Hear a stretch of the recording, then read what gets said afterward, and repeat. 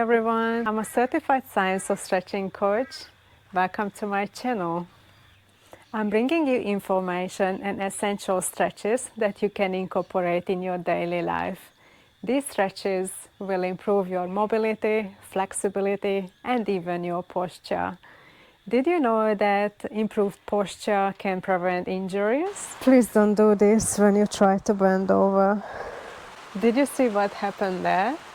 I just tapped my tailbone and tilted my pelvis forward. It's a posterior pelvic tilt, and I tried to hunch from my T-spine or upper back, but in this position you are straightening your spine and you get stuck here when you try to get lower, when you try to bend over. This is not stretching, this is not bending over, this is more just struggle. Today I want to talk about hamstring flexibility, as this is such a wide issue for people. This is mainly to do with our modern sedentary lifestyle. Many people do running, a lot of walking or riding bikes, and all these exercises make the hamstrings tighter and tighter. I'm going to show you a very effective pose today to open up those hamstrings. This pose called the ragdoll, and let's get into it. I may turn this way so you can see me better. So for this position, we stand hip wide apart and our feet facing either straight or slightly outward. Don't make the mistake of starting to tilt your pelvis forward. We need to do the opposite. So we need to move our hips backwards, which is an anterior pelvic tilt. This will allow our lower back to bend a little bit. So we hinging from our hip, tilting from our hip, and purely from the hip. So you notice that I'm not moving from my T-spine or from my upper back. It's purely a hip work to start with this bend over position. Notice that I also slightly bent my knees. And I'm doing this because you don't need to stand with the locked out hips. You will still stretch your hamstrings just by slightly bending your knees. Keep lowering your torso. Try to reach your thighs or quads with your belly. Try to get as close as you can to your belly. Once you're in this position, you can interlace your forearm. Try to make sure that you distribute your body weight evenly on your feet and extend your spine. Try to lower the crown of your head as close to the ground as possible. You're lifting your hip up, and at the same time you tilting it a little bit backwards as much as you can, and try to relax your whole body. Muscles stretch best when they relaxed. When we go to the gym, we contract our muscles, so that movement is for muscle gain. But when we want to lengthen our muscles, then we need to relax those muscles in these exercises, in these stretching exercises. So I get back in the position. To help us to relax our body and muscle, in yoga and in deep stretching, we use our breath to help us relax.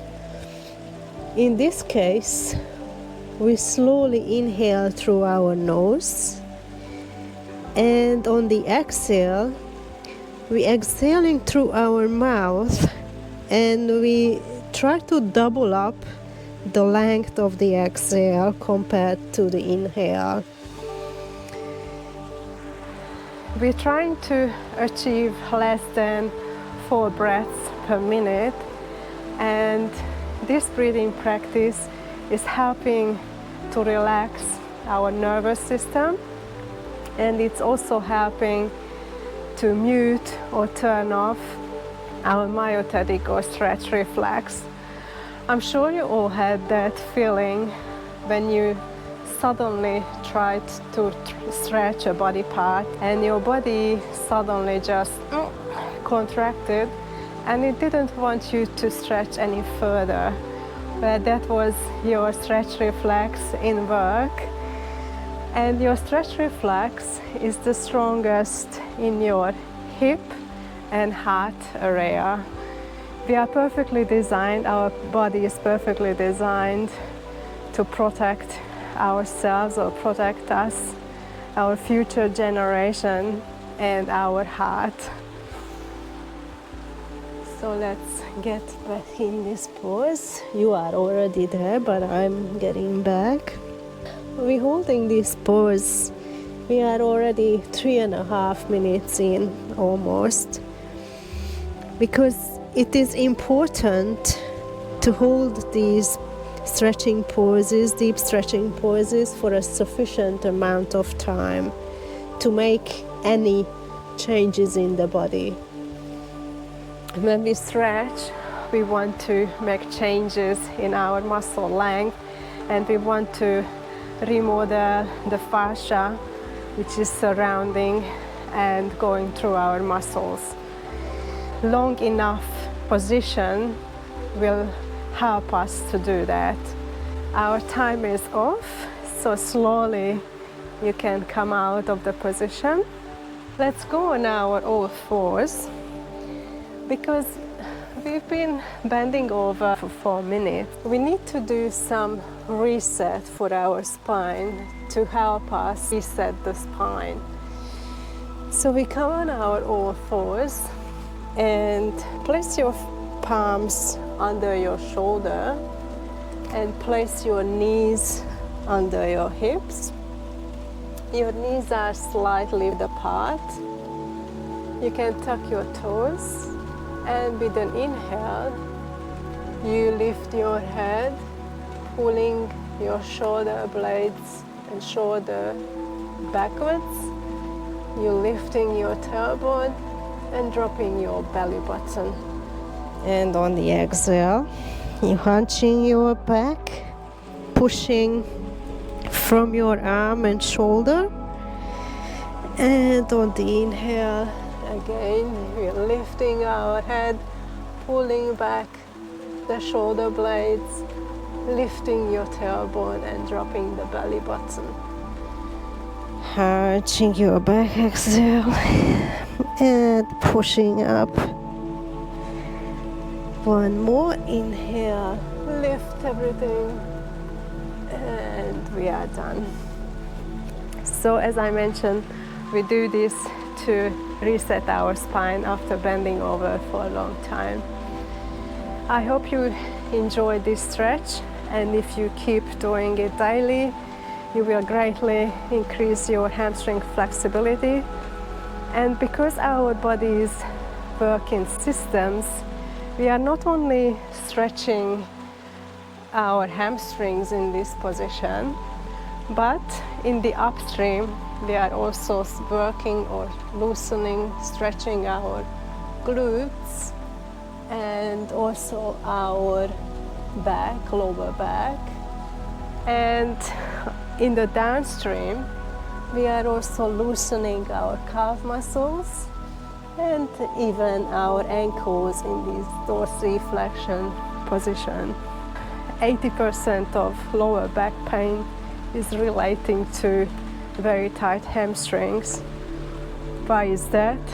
Because if you have tight hamstrings, you can't really bend over properly.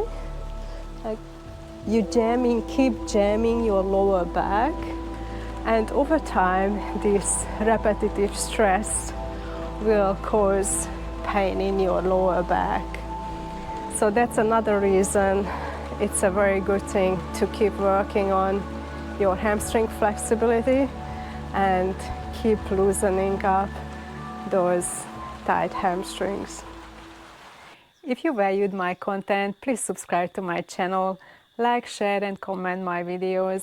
This activity will help the YouTube algorithm to pick up my videos and recommend them to other people who are also interested in mobility, flexibility training, and just to improve movement in general. Thank you for watching.